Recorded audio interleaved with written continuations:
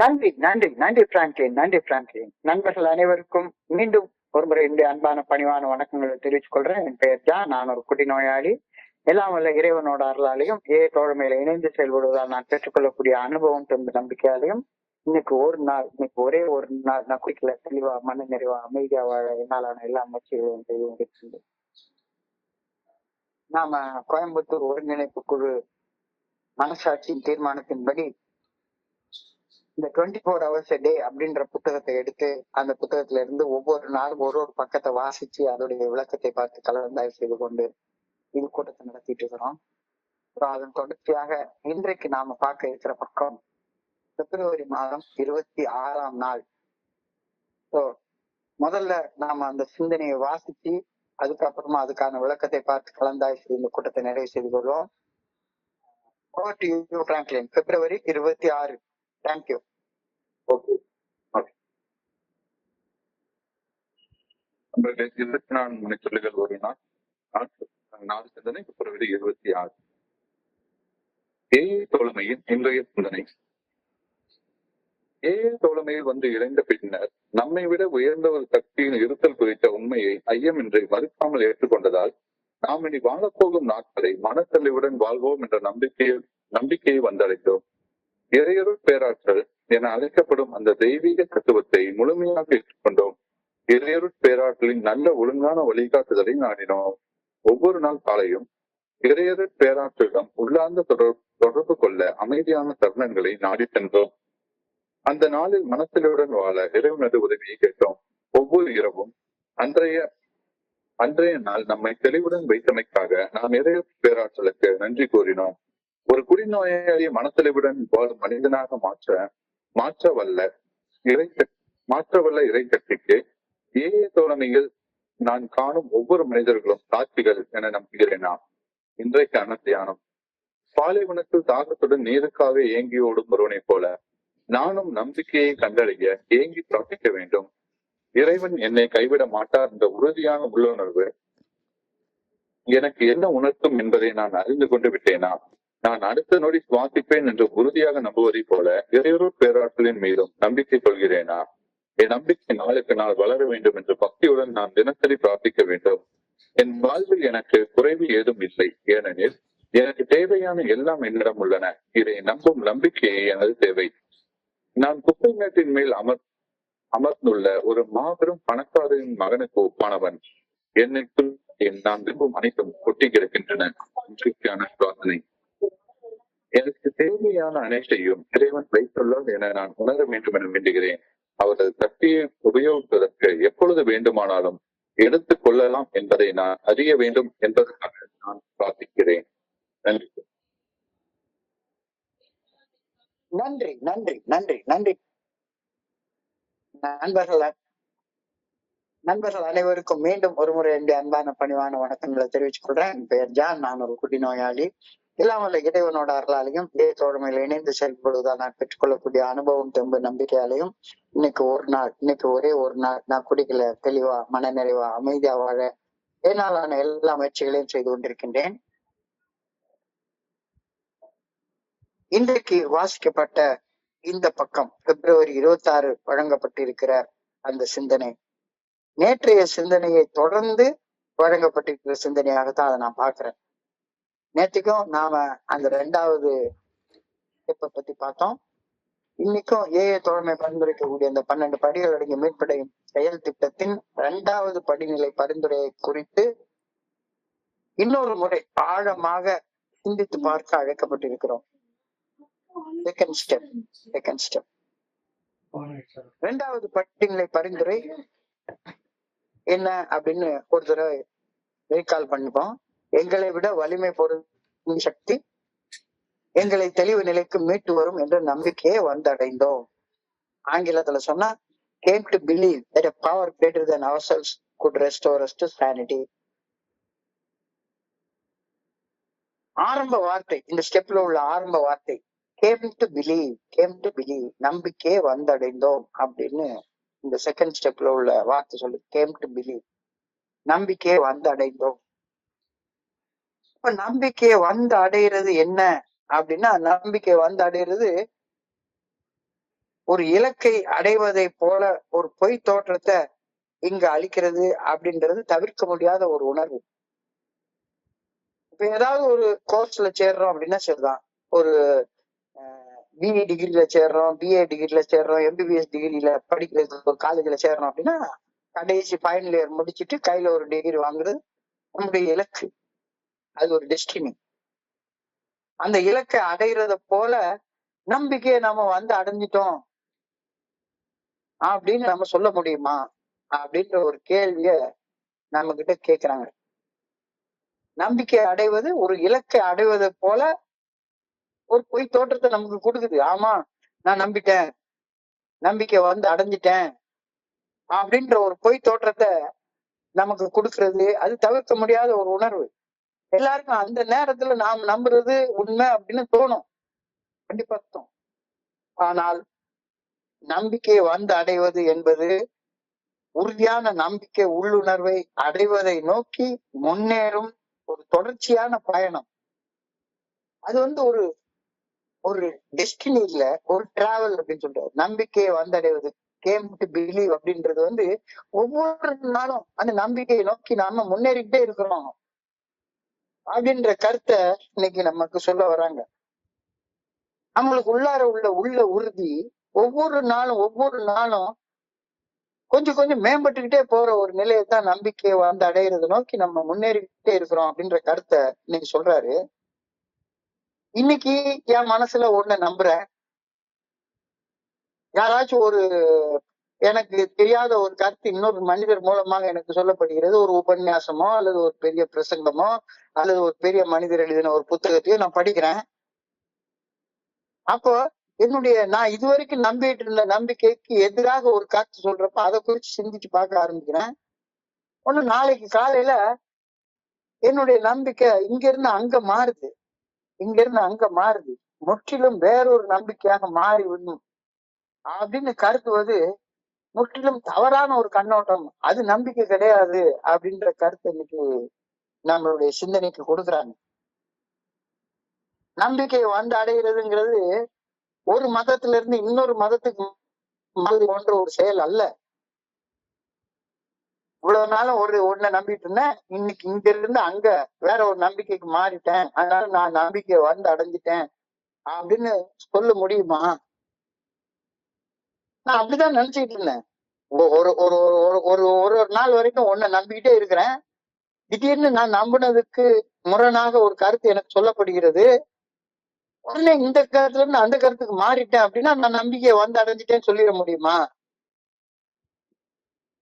நம்பிக்கை வந்து அடைவது ஒரு மதத்துல இருந்து இன்னொரு மதத்துக்கு மாறுவதை போன்ற செயல் அல்ல.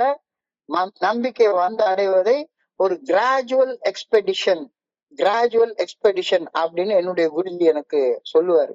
கிராஜுவல் எக்ஸ்பெடிஷன் என்றால் படிப்படியான முன்னேற்ற பயணம். நம்பிக்கையை வந்து அடைவது அப்படின்றது கொஞ்சம் கொஞ்சமா படிப்படியா என்னுடைய மனசுல உள்ள உறுதிப்பட்டுட்டே போற ஒரு நிலையத்தான் நாம நம்பிக்கையை வந்து அடைதல் அப்படின்னு சொல்றோம் அப்படின்னு அவர் சொல்லுவார். And evolution of one's core belief system which enables alcoholic to solve their alcoholic problem and transform their lives for the better.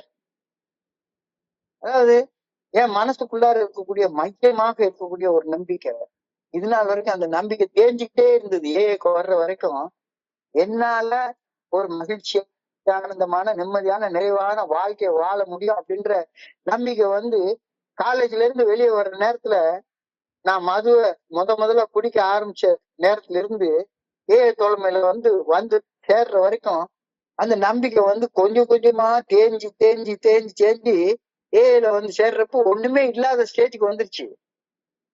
நம்பிக்கை இல்லாத ஒரு ஸ்டேஜுக்கு வந்துருச்சு.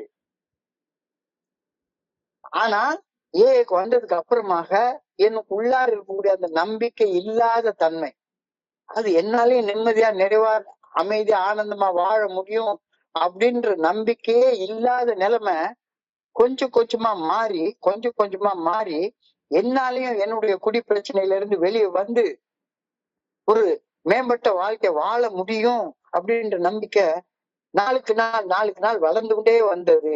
நாளுக்கு நாள் வளர்ந்து கொண்டே வந்தது. ஒரு தனி மனிதனாகிய என்னுடைய மனசுல, என்னுடைய உள்ளத்துல, என்னுடைய அகத்துல இருக்கக்கூடிய நம்பிக்கை தொடர்ச்சியாக மாற்றம் பெற்று மெருகேறி வரும் வண்ணம் இருக்கிறது தான் நம்பிக்கை வந்து அடைதல் அப்படின்னு சொல்ற கருத்தை சொல்றாங்க அப்படின்னு நான் புரிஞ்சுக்கிறேன்.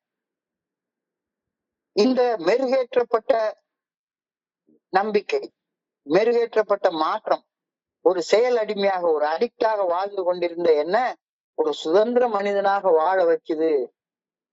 இன்னமும் நான் முழுமையா 100% ஃப்ரீ பர்சனாக இருக்கிறேனா அப்படின்னு சொல்லி பார்த்தா இல்ல.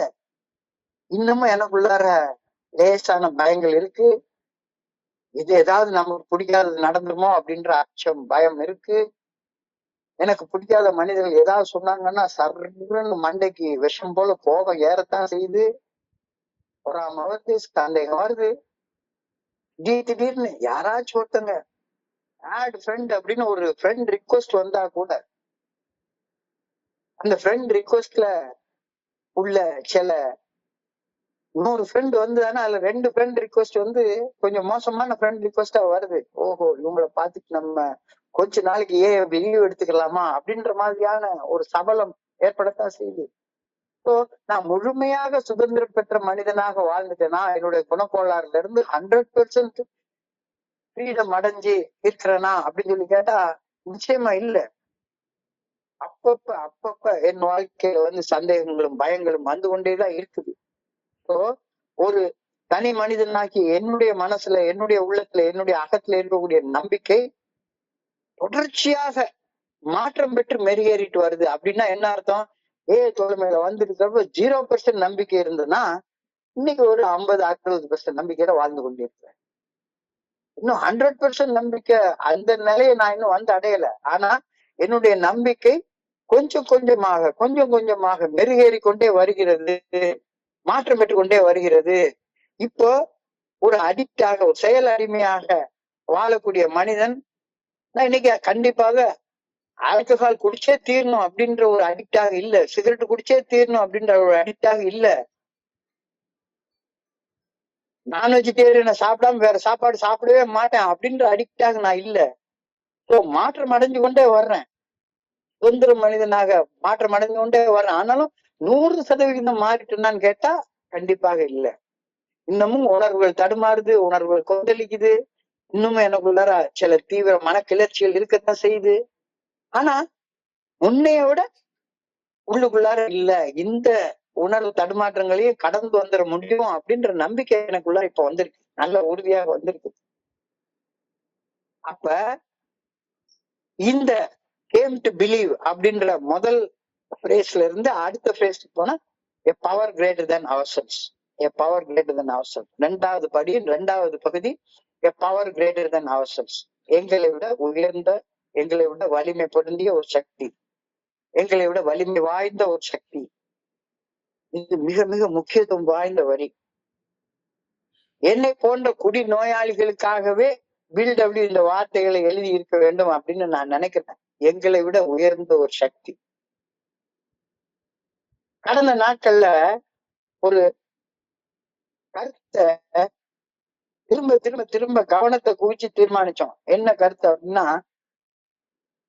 நம்மளுக்கு வந்திருக்கிற இந்த குடி நோய மருந்து மாத்திரையால குணப்படுத்த முடியாது.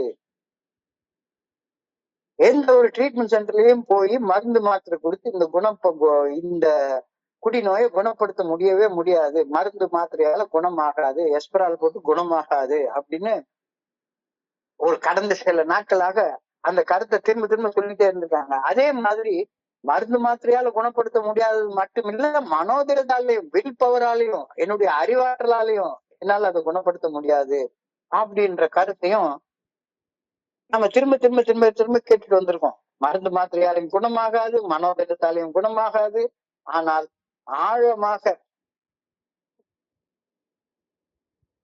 நான் என்னுடைய நம்பிக்கையை உறுதிப்படுத்துறது மூலமாக மட்டும்தான் குணப்படுத்த முடியும் அப்படின்ற கருத்தை நம்ம கடந்த சில தினங்களாக நம்ம கவனத்தை குவிச்சு சிந்திச்சுட்டு வந்துட்டு இருக்கோம்.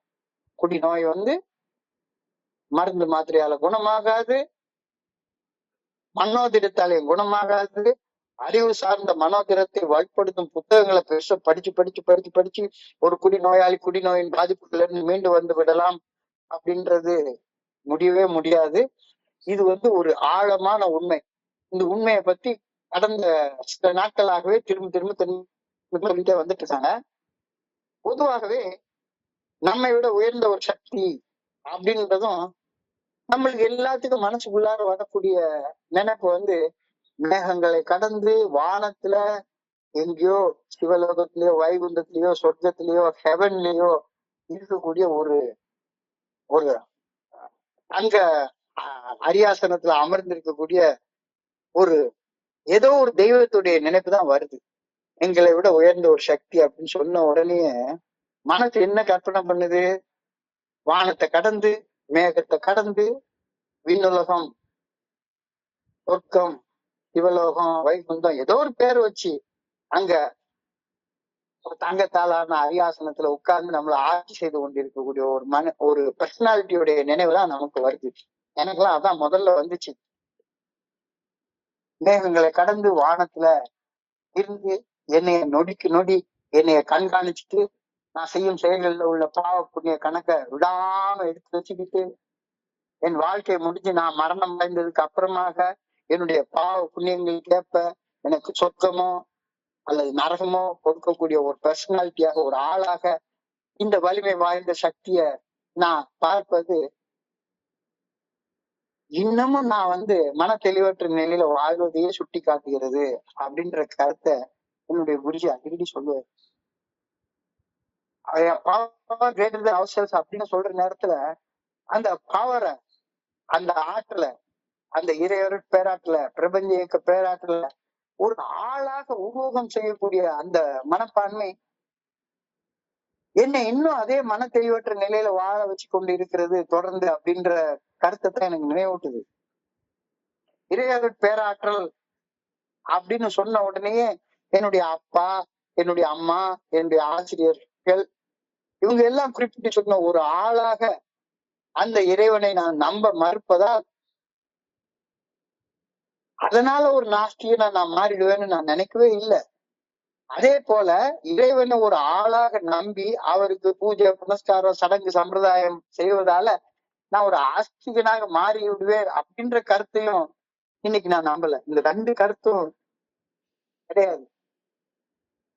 இன்னைக்கு நான் உண்மையிலேயே என்னில் உயர்ந்த ஒரு சக்தியாக என்னை தெளிவு நிலை மீட்டு வர வரல ஒரு உயர்ந்த சக்தியை நான் ஏற்றுக்கொள்கின்றேன் அப்படின்ற உண்மை.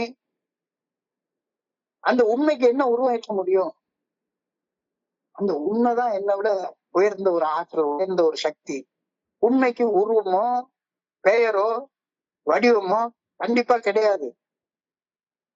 உண்மைக்கு நாமங்கள் பெயர்கள் யாரு சுட்ட முடியும்? ட்ரூத் இஸ் ட்ரூத், அவ்வளவுதான். எங்களை விட உயர்ந்த ஒரு சக்தி, என்னை விட வலிமை பெருந்திய ஒரு சக்தி எனக்குள்ளார அருவமாக மறைவாக உள்ளிருந்து என்னை இயக்குவதால நான் இன்னைக்கு உயிரோட இருக்கிறேன். நான் இன்னைக்கு நடக்கிறேன், பேசுறேன், சிந்திக்கிறேன், படிக்கிறேன், நான் சாப்பிடுற சாப்பாடு ஜீரணமாகுது, என்னுடைய இதயம் துடிக்குது, பம்ப் ஆகுது. எல்லாம் எதனால? என்னை விட வலிமை பொருந்திய ஒரு சக்தி எனக்குள்ளார இருந்து என்னை இயக்கி கொண்டிருப்பதால நான் உயிரோட இருக்கிறேன். நான் இப்போ உயிரோட இருந்து உங்க கூட எல்லாம் பேசிட்டு இருக்கிறது உண்மைதானே? நான் இப்ப பேசிட்டு இருக்கேன், நீங்க எல்லாம் கேட்டுட்டு இருக்கீங்க. This is truth. இது உண்மை, இது உண்மை. இந்த உண்மைக்கு என்ன உருவத்தை கொடுக்க முடியும்? என்ன நாமத்தை கொடுக்க முடியும்? அந்த நாம அது கொடுக்கவே முடியாது. அந்த நாமத்தை கொடுக்க நான் விரும்பினாலும் அது சாத்தியப்படவே படாது. உண்மைதான். சத்தியத்தை, உண்மையை அறிந்து கொள், அந்த சத்தியம் உன்னை விடுதலையாக்கும், சத்தியம் உன்னை சுதந்திர மனிதனாக வாழ வைக்கும் அப்படின்ற கருத்து வேதத்துல சொல்லப்பட்டிருக்கிறது. Know the truth and truth shall set you free. Know the truth and truth shall set you free. இதுதான் 2வது படிநிலை பரிந்துரையின் சாராம்சம் அப்படின்னு நான் நம்புறேன். இதுதான் 2வது படியுடைய சாராம்சம். ரெஸ்டரேஷன் டு சானிட்டி அப்படின்றது 2வது படி பரிந்துரையின் இறுதி பகுதி. 3வது கேம் டு பிலீவ், ஃபர்ஸ்ட் பகுதி A far greater than ourselves. இரண்டாவது பகுதி ரெஸ்டரேஷன் டு சானிட்டி. இது இரண்டாவது படிநிலை பரிந்துரையின் இறுதி பகுதி. மனத்தெளிவு நிலைக்கு மீட்டு வரப்படுதல். மனத்தெளிவு நிலைக்கு மீட்டு வரப்படுதல். மனத்தெளிவு நிலை என்றால் என்ன? நல்லா யோசிச்சு பார்ப்போம். சானிட்டி அப்படின்னா என்ன? சானிட்டி அப்படின்னா என்னன்னு பார்ப்போம். Sanity is having a healthy mind. ஒரு ஆரோக்கியமான மனசை கொண்டிருப்பது சானிட்டி. மனநலம், மன தெளிவு, மன தூய்மை, இந்த நிலையில இருக்கிறது தான் sanity. A condition of being based on a good reason or good judgment. எனக்கு உள்ளார எல்லாத்தையும் சரி எது தவறு எதுன்னு பிரிச்சு எடுக்கக்கூடிய அந்த பக்குவப்பட்ட மனசுக்கு பேர் தான் சேன் மைண்ட் அப்படின்னு நம்ம சொல்றோம். ஆனா கடந்த காலத்துல நான் ஒரு பக்குவப்பட்ட மனிதனாக, மன நலம் உள்ள மனிதனாக, மன தெளிவு உள்ள மனிதனாக, மன தூய்மை உள்ள மனிதனாக வாழல அப்படின்றதுக்கு ஒரு நிறுவனம் இல்ல, 1000 நிறுவனம் இல்ல, 1,00,000 நிறுவனம் சொல்லலாம். 1,00,000 நிறுவனம் சொல்லலாம். நான் கடந்த காலத்துல ஒரு மன தெளிவுள்ள மனிதனாக வாழ்ந்தேனா? சத்தியமா வாழல. அதுக்கு ஒரு உதாரணம் எடுத்துக்கொள்ளுங்களேன். காலங்காத்தால கை நடுங்குது. ராத்திரி கண்ணா அப்படின்னு குடிச்சிருக்கேன். குடிச்சுட்டு வெறுமன மிச்சரையும் ஏதாச்சும் ஒரு சும்மா விடைய தின்னு வயிற்று சரியான சாப்பாடு போல கண்ணா அப்படின்னு குடிச்சிருக்கேன். கையெல்லாம் நடுங்குது. அடுத்த நாள் காலையில எந்திரிக்கிறப்ப ஹேங் ஓவர்ல தாங்க முடியல. தலையெல்லாம் சுத்துது, வாமிட்டிங் பண்ணிட்டு வருது. அப்ப வீட்டுல நேற்றுக்கு செஞ்ச சாப்பாடு கொஞ்சம் மிச்சம் இருக்கு. நேற்றுக்கு செஞ்ச சப்பாத்தி 2 சப்பாத்தி இருக்குது, இட்லி இருக்குது, அல்லது ஏதோ கொஞ்சம் சோறு இருக்குது, குழம்பு இருக்குது, ஏதோ ஒண்ணு இருக்குது வீட்டுல. ஆனா நான் என்ன பண்றேன், உருட்டி தேடி பார்த்து வீட்டுல அரிசி வாங்கி வச்சிருக்கிற பணத்தை எடுத்துட்டு போய் மறுபடியும் என்னுடைய கட்டிங் அடிச்சாதான் கை நடுக்க நிற்கும் அப்படின்னு எனக்குள்ளார நம்பிக்கிட்டு ஒரு குவார்டர் பாட்டில் வாங்கி குடிச்ச என்ன பைத்தியக்காரன்னு சொல்லாம வேற எப்படி அழைக்கிறது? அதாவது எனக்கு பயங்கர சோர்வா இருக்குது, வாந்தி எடுக்கிற மாதிரி வருது. நேற்றுக்கு அவ்வளவு மோசமா குடிச்சிருக்கேன், சரியா சாப்பிடல, வயிறெல்லாம் கொமட்டிட்டு வருது. அப்ப கொஞ்சோண்டு சோறை போட்டு சாப்பிட்டா அது நியாயம் இருக்கு, ஒரு மன தெளிவு இருக்கு. 2 இட்லி எடுத்து சாப்பிட்டா அது தெளிவு இருக்கு.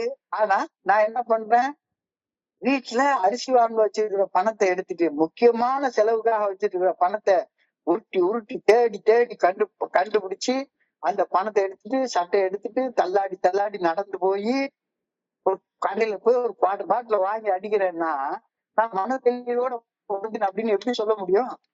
அப்ப நான் மன தெளிவோட வாழல அப்படிங்கிறதுக்கு 1000 நிறுவனங்கள் இருக்கு, 10,000 நிறுவனங்கள், லட்ச நிறுவனங்கள் இருக்கிறது. ஆனா அன்னைக்கு போல இன்னைக்கு நான் இல்ல. இன்னைக்கு எனக்குன்னு ஒரு வீடு இருக்கு, படுத்துக்கிறதுக்கு ஒரு இடம் இருக்கு, எனக்கு அன்பு காட்டி உணவு கொடுக்க அன்பான மனைவி இருக்காங்க. என்னுடைய அடிப்படை தேவைகள் எல்லாம் பூர்த்தி ஆனதுக்கு அப்புறமாக நான் மன தெளிவ அடைந்த அனுபவத்தை பகிர்ந்து கொள்ள இங்க நண்பர்கள் இருக்காங்க, இத்தனை பேர் இருக்கீங்க. நான் ஆயாசமாக ஒரு ராக்கிங் சேர்ல சாஞ்சிக்கிட்டு இப்ப உங்க கூட பேசிட்டு இருக்கேன். இந்த இரவு வேளையில என் போன்ற சக மனிதர்களோடு நான் பகிர்ந்து கொண்டிருக்கிறேன். இப்போ நான் ஒரு 29 வருடங்களுக்கு முன்னால இருந்த மன தெளிவற்ற நிலையில இன்னைக்கு தொடர்ந்து வாழ்ந்து கொண்டு இல்லை. ஸோ என்னுடைய மன தெளிவற்ற நிலையில இருந்து மன தெளிவுடன் வாழும் நிலைக்கு கொஞ்சம் கொஞ்சமாக நான் மீட்டு வரப்பட்டு கொண்டிருக்கிறேன் அப்படிங்கிறது இப்ப தெளிவா தெரியுது தானே. So sanity is having a healthy mind. மனநலம், மன தெளிவு, மன தூய்மை உள்ள ஒரு நிலைய நோக்கி நான் நிச்சயமா முன்னேறி போயிட்டு இருக்கேன் அப்படின்றது தெரியுது. A condition of being based on a good reason and good judgment. எனக்கு சரி எது தப்புன்னு எனக்கு தெரியுது. யாராச்சும் எனக்கு இன்னைக்கு என்னுடைய ஃப்ரெண்டு ரொம்ப ஆத்மார்த்தமான நண்பன் இருந்தாலும் சரிதான், எனக்கு ஒரு தேவையில்லாத ஒரு லிங்க் அனுப்புறான். அந்த லிங்கை பார்த்தா கொஞ்ச நேரம் பாலியல் ரீதியான அந்த உணர்வுகளுக்கு தீனி போடுற மாதிரி ஒரு கிளிப் இருக்கு. அந்த கிளிப் உடனே டெலீட் பண்ணணும் அப்படின்ற குட் ரீசன், குட் ஜட்ஜ்மெண்ட் எனக்கு இருக்கு. ஸோ இல்ல கொஞ்ச நேரம் தானே, கொஞ்ச நேரம் லீவ் விட்டுக்கலாம், தீபாவளி பொங்கலுக்கு லீவ் விடுற மாதிரி இன்னைக்கு ஒரு நாளைக்கு லீவ் விட்டு கொஞ்ச நேரம், ஒரு மணி நேரம் அப்படியே அந்த சுய இன்பத்துல நாம தளிச்சுக்கலாம் அப்படின்ற வகையான மன தெளிவற்ற நிலைக்கு நான் போறது கிடையாது. குடிக்கிறது மட்டும் இல்ல, வேற எல்லா வகைகள்லயும் எது சரி எது தவறு அப்படின்னு பகுத்துணர்ந்து செயல்படக்கூடிய தெளிவு நிலைக்கு கொஞ்சம் கொஞ்சமா நான் மீட்டு வரப்பட்டு கொண்டிருக்கின்றேன் அப்படின்றது எனக்கு புரியுது. சோ மூன்றாவது படி restoration of sanity. So came to believe அவர் greater than ourselves, restoration to sanity. இந்த மூன்றும் சரியான பாதையில எனக்கு வருது. நான் ஒரு காலத்துல நான் நினைச்சிட்டு இருந்தேன் நம்பிக்கை அப்படின்னு சொன்னா சரிதான், நம்பிக்கைன்னா என்ன, நான் வந்து ஏதாச்சும் சொர்க்கத்துல இருக்க, விண்ணுலகத்துல இருக்கக்கூடிய, ஹெவன்ல இருக்கக்கூடிய, சிவலோகத்துல இருக்கக்கூடிய, வைகுந்தத்துல இருக்கக்கூடிய ஏதோ ஒரு தங்க இது உட்கார்ந்துட்டு இருக்கக்கூடிய அரண்மனையில உட்கார்ந்துட்டு என்னை அரசாட்சி பண்ணிக்கிட்டு இருந்த அந்த ஒரு பர்சனாலிட்டியாக நான் இப்ப இறைவனை பார்க்கல. அப்ப நம்பிக்கை என்பது அந்த மாதிரியாக ஒரு பர்சனாலிட்டி மேல வைக்கக்கூடிய நம்பிக்கை இல்ல, நான் எப்படி வாழணும் அப்படின்றதற்கான நல்ல ஒழுங்கான வழிகாட்டுதல் மேல வைக்கக்கூடிய நம்பிக்கை. அது என்னைய இன்னைக்கு தெளிவு நிலைக்கு மீட்டு வருது அப்படின்ற கருத்தை நான் புரிந்து கொள்றேன் இரண்டாவது படியில. சோ நான் தெளிவு நிலைக்கு மீட்டு வரப்பட்டு கொண்டு இருப்பதற்கு இது உதாரணம், கண்டிப்பா உதாரணம் தானே. நான் வேற எந்த வகையில தெளிவோட வாழ்றனோ இல்லையோ, இன்னமும் கூட நான் உட்காந்து தேவையில்லாம ஏதாச்சும் ஒரு கிளிப்பிங் பார்க்கலாம், அல்ல தேவையில்லாம கோவப்படலாம், அப்புறம் பேசலாம், வைக்கலாம், போகலாம். ஆனா அட்லீஸ்ட் நான் குடிநோயாளி அப்படின்ற உண்மையையும், அது ஒரு பேய், ஒரு பிசாசு, அது என்னுடைய வாழ்க்கையை மொத்தமாக சிதைச்சு சீரழிச்சு சின்னாபின்னப்படுத்தி இருந்தது அப்படின்ற உண்மைய அட்லீஸ்ட் குறைஞ்சபட்சம் அந்த உண்மைய மறுக்காமல் ஏற்றுக்கொண்டதால் தானே இன்னைக்கு மன தெளிவோட உங்க கூட பகிர்ந்து கொண்டிருக்க முடியுது. ஸோ இது எல்லாமே ரொம்ப அடிப்படையாக பார்க்க முடியுது என்னால. இன்னைக்கு கூட முழுமையான மன தெளிவை அடைந்து விட்டேன் என்று சொல்ல முடியாவிட்டாலும் கூட அந்த முழுமைக்கு என்னை இட்டு செல்லக்கூடிய பாதையில இன்னைக்கு நான் பயணித்து கொண்டிருக்கிறேன் அப்படின்னு உறுதியாக சொல்ல முடியும் தானே. நான் 100% நான் மாறிட்டேனா அப்படின்னு கேட்டா அத சொல்ல முடியாது. ஆனாலும் கூட இந்த 100% சானிட்டி அச்சீவ் பண்றதுக்கான பாதையில இன்னைக்கு நான் பயணித்து கொண்டிருக்கிறேன் அப்படின்னு சொல்ல முடியும். அது பயணித்து கொண்டிருக்கிறேன் அப்படின்றதுனாலதானே 9:30 ஒரு அலாரம் அடிக்குது, இங்க வந்து சில கருத்துக்களை கேட்கணும் அப்படின்னு நான் நினைக்கிறேன். அந்த பாதையில நான் பயணித்து கொண்டிருக்கிறேன் அப்படின்றது எனக்கு தெளிவா புரியுது. I believe in the divine principle of the universe, which we call as the good orderly direction of the creator. அந்த பாதையில நடந்து கொள்ள என்னாலான முயற்சி செய்து கொண்டிருக்கின்றேன். அந்த பாதையை அடைஞ்சிட்டே முழுமையான்னு நான் சொல்லவே வரல. அதனாலதான் நான் எப்பவுமே என்னுடைய குருஜி சொல்லி கொடுத்தபடிதான் நான் பகிர்வேன். இன்னைக்கு ஒரு நாள் குடிக்கல, தெளிவாக வாழ என்னாலான எல்லா முயற்சிகளையும் செய்து கொண்டிருக்கின்றேன். தெளிவா வாழ்றேன்னு என்னால சொல்ல முடியாது. தெளிவா வாழ்றதுக்கான முயற்சிகளை, தெளிவா வாழ்றதுக்கான பாதையில பயணித்து கொண்டிருக்கிறேன் அப்படின்றது நிச்சயமாக என்னால சொல்ல முடியும். சோ நான் எப்பொழுது வேண்டுமானாலும் சரிதான், தப்பா போகணும் அப்படின்ற நேரத்துல என்னுடைய மனசாட்சியுடைய உறுத்தலை எந்த நேரமும் எனக்கு கேட்க முடியும். நான் எப்பொழுது வேண்டுமானாலும் மனசாட்சியின் மூலமாக வெளிப்படுத்தப்படும் இறையருட் பேராற்றல் நல்ல ஒழுங்கான வழிகாட்டுதலை கேட்டு பெற்றுக்கொண்டு செயல்பட எல்லா நேரத்திலும் எனக்கு முடியும், கண்டிப்பா முடியும். இப்ப எனக்கு நானே ஒரு கேள்வியை கேட்டுக்கிறேன். What is the demonstration of the power of God? What is the demonstration of the power of God? இறையருட் பேராற்றலின் நல்ல ஒழுங்கான வழிகாட்டுதலின் நடைமுறை விளக்கத்தை எங்க போய் பார்க்கிறது? இறையருட் பேராற்றல் இந்த உலகத்துல செயல்பட்டு கொண்டிருக்கிறது அப்படின்றத எங்க போய் பார்த்து தெரிஞ்சுக்கிறது? அதோடைய நிரூபணம் என்ன? What is the demonstration of the power of God அப்படின்னு கேட்டா, என்ன மாதிரி பைத்தியக்காரத்தனமாக குடித்து வாழ்ந்து கொண்டிருந்த பல குடிநோயாளிகளது வாழ்க்கை இன்னைக்கு ஆன்மீக விழிப்புணர்வை நோக்கி முன்னேறி செல்லக்கூடிய வாழ்க்கையாக மாறி இருக்கிறத தோழன் மேல பாக்குறோம் தானே. இதை விட இறைவனுடைய நல்ல ஒழுங்கான வழிகாட்டுதலுக்கு டெமான்ஸ்ட்ரேஷன் வேற என்னையா வேணும்? வேற ஏதாவது வேணுமா? யோசிச்சு பாரு, யோசிச்சு பாரு. This is the demonstration of the good orderly direction of God. இப்ப நண்பர்கள் எல்லாருமே இறைவனுக்கு சாட்சிகளாக வாழ்றாங்க. சாட்சி வாழ்றதுதான் சான்றோராக வாழ்றது அப்படின்னு சொல்லுவாங்க. சான்றோர் என்பவர்கள் சாட்சியாக வாழ்பவர்கள். இறைவனுடைய அந்த சக்தி என்னுடைய வாழ்க்கையில செயலாற்றுறது அப்படின்றதுக்கான சாட்சியாக வாழ்ற மக்களுடைய வாழ்க்கையை நான் பாக்குறேன்னா, இன்னைக்கான கேள்வி. அப்படி நான் வாழ்றேன்னா இறைவனுடைய சக்தி வேற எந்த வகையில டெமான்ஸ்ட்ரேட் பண்ணப்பட முடியும்? இப்படி பார்க்கணும் அப்படின்னா அதை தொடர்ந்து தியானம் வருது. நம்பிக்கையை நான் வந்து அடையணும். நம்பிக்கை வந்து அடையணும். நம்பிக்கை வந்து அடைவதற்கான தியானம் ஒன்று இன்னைக்கு அழகாக கொடுக்கப்பட்டிருக்கிறது. நான் ஒரு நாள் முழுக்க தண்ணி குடிக்காம வாழ முடியுமா? நீர் அருந்தாமல் தண்ணி குடிக்காம என்னால வாழவே முடியாது. கண்டிப்பாக தாகம் என்ன கொன்றும். தண்ணி குடிக்கணும் அப்படின்ற தாங்க முடியாத தாகம், தண்ணி குடிக்கலன்னா செத்து போயிடுவேன் அப்படின்ற நிலைக்கு நான் வந்து சேர்றப்ப, அந்த நேரத்துல தண்ணிய தேடி நான் எவ்வளவு வேகமா ஓடுவேன். என் உயிரை காப்பாத்திக்கணும்னா ஒரு கிளாஸ் தண்ணி வேணும். பாலைவனத்துல இருக்கிறவங்களுக்கு தெரியும், ஒரு கிளாஸ் தண்ணி கூட கிடைக்காது. ஒட்டகத்துல போயிருப்போம், நாக்கு வறண்டு போயிருக்கும். இன்னும் கொஞ்ச நேரம் தண்ணி கிடைக்கலன்னா செத்து போயிடும் அப்படின்ற நிலை வர்ற நேரத்துல அந்த தண்ணி எங்கடா இருக்குன்னு தவிச்சு ஓடுவேன்ல. அந்த தவிப்போட நம்பிக்கை வந்து அடையிறதுக்கு நான் ஓடணும் அப்படின்னு சொல்லி ஒரு கருத்தை நீ தியானத்தை சொல்றாரு.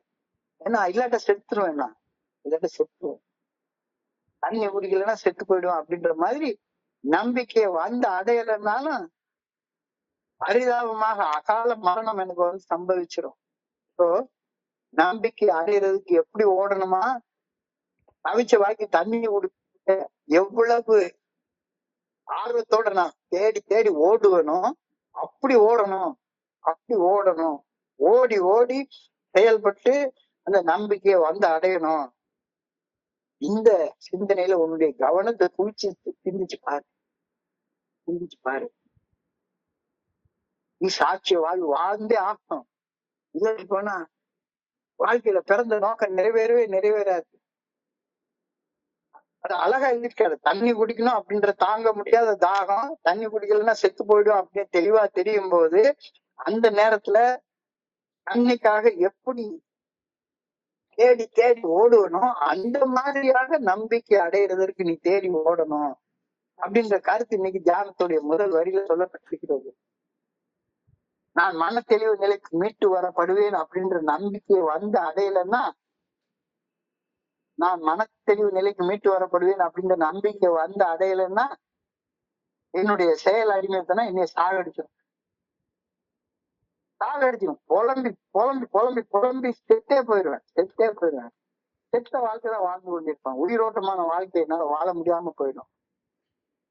நான் மன தெளிவு நிலைக்கு மீட்டு வரப்படுவேன் அப்படின்ற நம்பிக்கை வந்து அடையிறதுக்கு தவிச்ச வாய்க்கு தண்ணியை தேடி நான் ஓடுற மாதிரி ஓடணும்.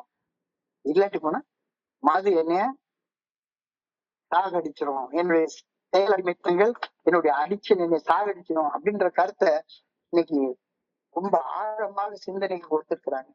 கவனத்தை குவிச்சு தியானத்துல சிந்திச்சு பாரு. எல்லாத்தையும் விட முதன்மையானது மன தெளிவோட வாழ்வேன் அப்படின்ற நம்பிக்கை வந்து அடையிறது. அந்த நம்பிக்கை இல்லைன்னா என்ன வாழ்க்கை இருக்கு? அந்த நம்பிக்கை இல்லைன்னா என்ன வாழ்க்கை இருக்கு? எல்லாத்தையோட முதன்மையானது மன தெளிவோட வாழ்வேன் நம்பிக்கை இல்ல. எல்லாத்தையோட முதன்மையானது இன்னைக்கு ஒரு நாளைக்கு ஒரு குவார்டர் பாட்டில் போட்டுக்கணும், எல்லாத்தையோட இன்னைக்கு ஒரு நாளைக்கு மீட்டிங்ல வந்து உட்காந்துக்கணும், அது இல்ல. நான் மன தெளிவோட வாழ்வேன் அப்படின்ற நம்பிக்கை வந்து அடைஞ்சாதான் கவிச்ச வாய்க்கு தண்ணி கிடைக்கிற மாதிரி. அது எல்லாத்தோட முதன்மையானது அது அப்படின்ற கருத்து இன்னைக்கு சொல்றாரு. அப்படி அந்த நம்பிக்கையை அடையிறதுக்கு நான் விடாம தேடி தேடி அலையணும். ஆளாத தாகம் உள்ளவன் தண்ணியை தேடி அலையிறது போல அலையணும். நம்பிக்கை அடையிறதற்கு, நம்பிக்கையை வந்து அடைவதற்கு அலையணும். நல்ல ஒழுங்கான வழிகாட்டுதலை பின்பற்றி பணிஞ்சு வாழ்ந்தா அந்த நம்பிக்கை நாளுக்கு நாள் உறுதி அடையும்னு நம்பி பணியோட வாழ கத்துக்கணும். ரைட் ஃப்ரம் த சோல் அப்படின்னு சொல்றாங்க. ஆன்ம தாகம், ஆன்ம தாகம். என்னுடைய அந்த ஆன்மாங்கிறது இறைவனுடைய அந்த பிரபஞ்ச இயக்க பேராற்றலுடைய ஒரு சின்ன பகுதி.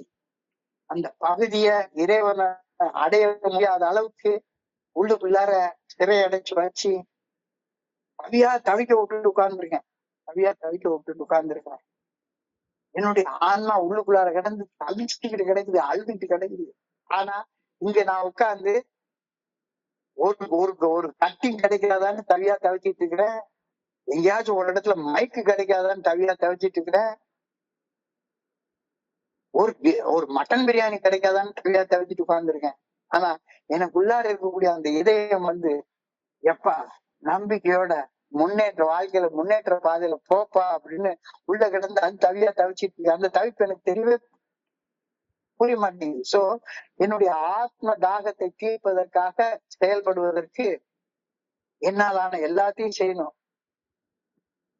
இன்னைக்கு 2 கேள்வி கேட்கிறாங்க தியானத்துல. Do I know what I mean to feel state that the good orderly direction of the Creator expressed through my conscience will never fail me. மனசாட்சிக்கு பணிந்து செயல்பட்டா நான் தோக்கவே மாட்டேன் அப்படின்னு உறுதியாக நம்புறேன். நான் மனசாட்சிக்கு பணிந்து செயல்பட்டா நான் வாழ்க்கையில தோக்கவே மாட்டேன் அப்படின்னு உறுதியா நம்புறேன்னா அப்படி அதுக்கு எதிர்மறையா நம்பிட்டு இருக்கிறேன். மனசாட்சிக்கு பணிஞ்சு செயல்பட்டா நான் தோத்து போயிடுவேன்னு நான் நம்பிட்டு உட்கார்ந்துருக்கேன். மனசாட்சிக்கு பணிஞ்சு செயல்பட்டா எனக்கு வாழ்க்கை கிடைக்காது, பணம் சம்பாதிக்க முடியாது, பொம்பளை சோகம் கிடைக்காது, பொம்பளை சோக்கு கிடைக்காது அப்படின்னு நான் நினைச்சிட்டு இருக்கேன். இன்னைக்கு டான்ஸ் அந்த கேள்வி கேட்கிறார். மனசாட்சிக்கு பணிஞ்சு மனசாட்சியுடைய நல்ல ஒழுங்கான வழிகாட்டுதலுக்கு பணிஞ்சு செயல்பட்டா நான் வாழ்க்கையில தோக்கவே மாட்டேன் அப்படின்னு நம்புறேன். நான் rarely have seen a person fail who has thoroughly followed our path. எங்களுடைய வழியை முழுமையாக பின்பற்றியவர்கள் வாழ்க்கையில தோத்து போய் நிக்கவே மாட்டாங்கன்னு பில்டபிள் எழுதுறாரு. அதை நான் நம்புறேனா அப்படின்னா அது நேர் எதிர்மாறான நம்பிக்கை தான் எனக்குள்ளார வச்சிருக்கேன். மனசாட்சிக்கு பணிஞ்சு செயல்பட்டா என்னால என்னுடைய அந்த தன்னலத்தையும் தன்மனைப்பையும் சாட்டிஸ்ஃபை பண்ணிக்க முடியாது, அதனால நான் தோத்து போன ஃபீல் தான் எனக்கு வரும் அப்படின்னு நான் நினைச்சிட்டு இருக்கேன். நீங்க அந்த கேள்வியை கேட்டாரு. Do I know what it means to feel that the good orderly direction of my Creator expressed through my conscience will never fail me? இல்ல, அது அந்த கேள்வி உனக்கு நீயே கேட்டு பாரு. 2வது கேள்வி, am I sure of this as I am sure that I still breathe? அதாவது நம்பிக்கை என்பது உன்னுடைய சுவாசத்தை போல உறுதியா இருக்கணும். ஒரு மூச்சை உள்ள எடுத்து வெளியே விடுறேன், அடுத்த மூச்சு உள்ள இருப்பேன் அப்படின்னு உறுதியாக நம்புறேன் பாத்தீங்களா? அந்த அளவு நான் மன தெளிவோட வாழ்வேன்னு நான் நம்பணும் அப்படின்றாரு. நாளைக்கு காலையில சூரியன் உதிக்கும், நாளைக்கு காலையில சூரியன் கிழக்கு திசையில உதிக்கும் அப்படின்னு நம்ம நம்புறது போல நாளைக்கு காலை மன தெளிவோட நான் கண்ணு முழிப்பேன் அப்படின்னு நம்புறேனா இல்ல குழப்பம் தானா? இல்ல குழப்பம் தானா? இந்த 2 கேள்வியும் உனக்கு நீயே கேட்டுப்பாரு. எதை விட்டாலும் பரவாயில்ல, நம்பிக்கையை மட்டும் விட்டுறவே செய்யாத. மனசை விட்டுறாத. மனசுல நம்பிக்கை இருக்கிறத உறுதி பண்ணிக்கோ. நம்பிக்கையை விட்டுறாத. டெய்லி நம்பு, ஒவ்வொரு மொமெண்ட்டும் நம்பு. என்னால மனத்திலையோட வாழ முடியும் அப்படின்னு நம்பி செயல்படு. குறையொன்றும் இல்லை மறைமூர்த்தி கண்ணா, குறையொன்றும் இல்லை. என்னுடைய வாழ்க்கை என்ன குறை இருக்கு? நம்பிக்கை வந்துட்டா ஒரு குறையும் இல்லை. நம்பிக்கை இல்ல என்ன இருந்தாலும் பயனே கிடையாது. நம்பிக்கை இல்லைன்னா என்ன இருந்தாலும் பயன் கிடையாது. நம்பிக்கை வந்துட்டா குறையொன்றும் இல்லை மறைமூர்த்தி கண்ணா. There is nothing lacking in my life. அதுதான் இன்னைக்கு தியானத்தில் எழுதப்பட்டிருக்கிற வார்த்தை. There is nothing lacking in my life. ஆனா எனக்கு அது குறிச்ச நம்பிக்கை தான் இல்லை. Because really all I need is mine. உயிரோட இருக்கேன், 2 கை இருக்கு, 2 கால் இருக்கு, 2 கண்ணு இருக்கு, 2 காது இருக்கு, எனக்கு மூளை இருக்கு, இதயம் இருக்கு, நுரையீரல் இருக்கு, எல்லாம் அதோடைய வேலையை செஞ்சுட்டே இருக்குது. There is nothing lacking in my life because really all I need is already with me. The only lack is the faith to know that எனக்கு இருக்கு அப்படின்றத நம்ப மட்டும்தான் முடியல என்னால. இல்ல எனக்கு இல்ல, எனக்கு இல்ல, எனக்கு இல்ல இல்லைன்னு புலம்பல் புலம்பல் புலம்பல் மேல புலம்பலா தான் பண்ணிட்டு இருக்கிறேன்.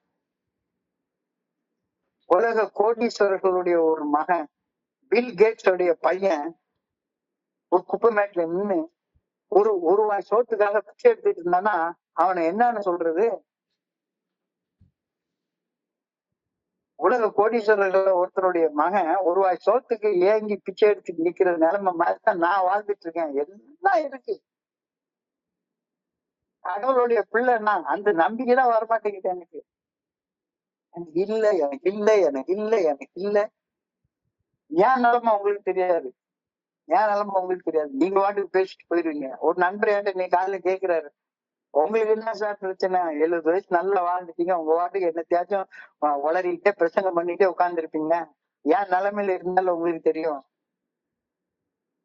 உனக்கு 24 மணி நேரம் தான், எனக்கு 24 மணி நேரம் தான்ப்பா. உனக்கு 2 கண்ணு, எனக்கு அதே 2 கண்ணு தான். உனக்கு எவ்வளவு எவ்வளவு மூளை இருக்கோ அதே மூளைதான் எனக்கு இருக்கு.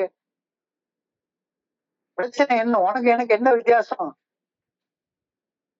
தோழமை மூலமாக இந்த 29 வருடங்கள்ல அந்த நம்பிக்கைய தாகத்தோட தேடி தேடி தேடி தேடி ஓடி ஓடி சில செயல்கள் பட்டு அந்த நம்பிக்கை நீங்க வளர்த்துக்கல, அவ்வளவுதான். இதான் வித்தியாசம். மிச்சப்படி நீயும் அந்த இறைவனுடைய பிள்ளைதான், நானும் இறைவனுடைய பிள்ளைதான், 2 பேரும் உலக கோடீஸ்வரர்களுடைய பிள்ளைதான். ஆனா என்ன, கோடீஸ்வரருடைய பிள்ளை உருவாய் சோத்துக்கு பிச்சை எடுத்துட்டு இருக்கான். அதாவது என்னுடைய குருஜி அழகா சொல்லுவாரு, ஒரு பெரிய கோடீஸ்வரன் போய் ஒருத்தன் கேட்டானா, ஐயா வாழ்றதுக்கு ஒண்ணுமே இல்ல, கொஞ்சோண்டு எனக்கு பணம் கொடுங்க அப்படின்னு. அவர் 1 லட்சம் கோடி வச்சிருக்காரு. அந்த 1 லட்சம் கோடியில 1 கோடி ரூபாய் செக் எழுதி கையில கொடுத்தாரு. இவன் அந்த செக்க எடுத்து பிரேம் போட்டு மாட்டி அந்த செக்கு டெய்லி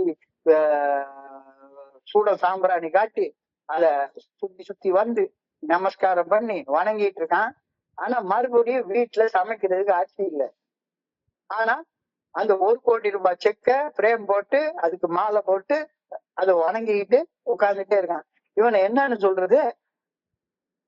நம்பிக்கை இல்லை, நம்பிக்கை இல்லை. அந்த நம்பிக்கையை வந்து அடைன்னு சொல்றாங்க.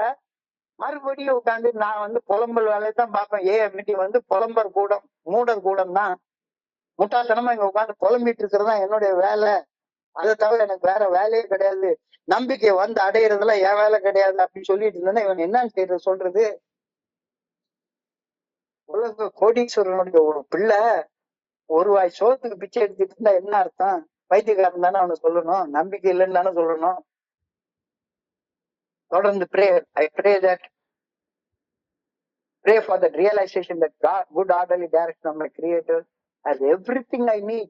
இறைவனுடைய நல்ல ஒழுங்கான வழிகாட்டுதல் எனக்கு எல்லாத்தையும் கொடுக்கும் அப்படின்ற நம்பிக்கை எனக்கு வரணும். அந்த நம்பிக்கை ஆண்டவா எனக்கு கொடு. நம்பிக்கை இல்ல, நம்பிக்கை தவிர வேற எல்லாம் இருக்குது. அவர் நம்பிக்கை இருக்குது, கோபம் இருக்குது, பயம் இருக்குது, பொறாம இருக்குது, சந்தேகம் இருக்குது, எல்லாம் இருக்குது. நம்பிக்கை தவிர எல்லாமே இருக்குது. Came to believe there are power greater than ourselves could restore us to sanity. மன தெளிவோட மன தூய்மையோட சிந்தித்து வாழக்கூடிய அந்த நிலையை வந்து அடைய முடியும் அப்படின்ற நம்பிக்கை மட்டும் இல்லை. I pray that I may know that God's power is always available. எப்ப வேணாலும் என்னால எல்லாம் செய்ய முடியும். அந்த நம்பிக்கை இல்லைன்னா ஒண்ணுமே செய்ய முடியாது. நம்பிக்கை இல்லைன்னா ஒண்ணுமே செய்ய முடியாது. வேதம் முழுக்க ஜீசஸ் கிரைஸ்ட் போற இடத்துல எல்லாத்துலயுமே அவர் பயங்கர மிரக்கல் செய்யறாரு, பயங்கர மிரக்கல் செய்யறாரு. ஆனா அந்த மிரக்கல் எல்லாம் செஞ்சுட்டு ஒரு வார்த்தை சொல்றாரு, உன்னுடைய நம்பிக்கை உன்னை குணமாக்கிட்டு அப்படின்றாரு. உன்னுடைய நம்பிக்கை உன்னை குணமாக்கிட்டு அப்படின்றாரு. ஒரு அழகான ஒரு சீன் ஒண்ணு யூடியூப்ல நான் பார்த்தேன். ஒரு மனுஷன் நொண்டியா ஒரு இடத்துல உட்கார்ந்துருப்பான். இவர் சாதாரண மனுஷன், அவனுக்கு வித்தியாசமே இருக்கா. அவன் நொண்டியா உட்கார்ந்துருப்பான். இவர் அதே மாதிரி ஒரு சட்டையை போட்டு அவன் பக்கத்துல போய் உட்காந்து தோல்ல கை போட்டு இருப்பாங்க உட்கார்ந்துருந்தான். 20 வருஷமா இந்த இடத்துல உட்கார்ந்துட்டு இருக்கேன். எதுக்கு? இந்த குளத்துல கொண்டு போய் காலை வச்சா என்னுடைய நொண்டி கால் நல்லா வந்துரும் அப்படின்னு எல்லாம் சொன்னாங்க. ஆனா ஒரு குறிப்பிட்ட நல்ல நேரத்துல வைக்கிறதுக்கு எனக்கு முடியல அப்படின்னு சொல்லி அந்த ஆள் சொல்றான். உடனே இவர் அவன்கிட்ட கேக்குறாரு, நீ குணமடைய முடியும்னு நம்புறியா? நம்பித்தானே உட்கார்ந்து இருக்கிற, குணமடையணும்னு விரும்புறியா அப்படின்னு சொல்லி கேக்குறாரு. உடனே அவன் வந்து, எனக்கு நம்பிக்கை இருக்கு, விருப்பம் இருக்கு, ஆனா என்னை தூக்கிட்டு போக ஆளே இல்ல அப்படின்னு. நான் சொல்றது உனக்கு புரியல. குணமடையணும்னு விரும்புறியா? அவன் கொஞ்ச நேரம் பார்த்துட்டு, ஆமா விரும்புறேன். அப்ப எழும்பி நட, அப்ப எழும்பி நட. அவன் வந்து என்னால அப்படின்னு கேட்பான். எழும்பி நடறா, எழும்பி நடறா அப்படின்றாரு. அவன் டக்குன்னு எழும்புறான், நடக்கிறான். அவ்வளவுதான். ஓ, குடிக்கிறத நிறுத்தணும்னு விரும்புறியா? நீ விரும்பலன்னா ஒண்ணுமே செய்ய முடியாது. ஆனா விரும்பிட்டேன்னா உன்னால் முடியும் தம்பி, தம்பி உனக்குள் இருக்கும் உன்னை நம்பி உன்னால முடியும், உன்னால முடியும். நம்பிக்கைக்கு வா, நம்பிக்கைக்கு வா. அப்ப நம்பிக்கைன்னா என்ன? எங்கேயோ வானத்துல, மேகத்துக்கு அப்பால, சிவலோகத்துல, வைகுண்டத்துல, விண்ணகத்துல அல்லாஹ் இருக்காரு, ஜீசஸ் இருக்காரு. அவங்க உனக்குள்ளார இருக்காருப்பா. உனக்குள் இருக்கும் உன்னை நம்பி எலும்பு நட. குடிக்காம இரு, பொய் பேசாம இரு, கோவப்படாம இரு, புறாமப்படாம இரு, ராத்திரி செல்போனை நோட்டாம இரு, நல்லபடியா இரு, நம்பிக்கையோட இரு. குறை ஒன்றும் இல்லை மறைமூர்த்தி கண்ணான் நம்பு. ஸோ இந்த 2வது படி எவ்வளவு முக்கியமான படிங்கிறது இன்னைக்கு தெளிவா புரியுது. விருமணம் பேசுறதுக்காக உள்ள படி இல்லை, செயல்படுவதற்காக, இனி எழுப்பி நடக்க வைக்கிறதுக்காக கூறப்பட்டிருக்கிற படி இது. ஸோ இன்றைய பகுதியை படிக்கிறப்ப என் மனதை கடல் செய்த சிந்தனைகளை உங்களோட பகிர்ந்து கொள்ள இந்த நல்ல வாய்ப்பை உருவாக்கி கொடுத்த இந்த குழுவிற்கு என்னுடைய மிக பணிவான நன்றிகளை தெரிவித்துக் கொண்டேன். இதுவரைக்கும் பொறுமையாக கேட்ட ஒவ்வொரு நண்பருக்கும் என்னுடைய பணிவான நன்றிகள். இந்த இரவு பொழுது நண்பர்களுக்கு இனிமையான இரவாக அமைய இறைவன பணியோடு வேண்டிக் கொள்கின்றேன். நன்றி, நன்றி, நன்றி, நன்றி, நன்றி. வாழ்க வையகம், வாழ்க வளமுடன். Thank you so much, thank you so much. Over to you, Franklin. Thank you, thank you, thank you.